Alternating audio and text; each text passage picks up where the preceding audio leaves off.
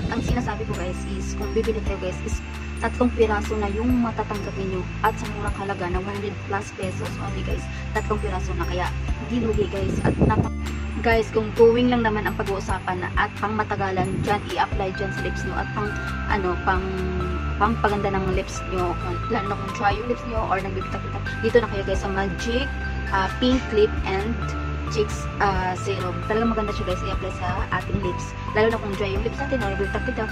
At especially guys, meron siyang vitamin E na nakakatulong para i-preserve yung ating lips na nag-dry at nagbibitak-bitak. So, ayun guys, talagang guys, ilalaban itong serum na to, lip serum na to guys. Ganun siya guys, ganda.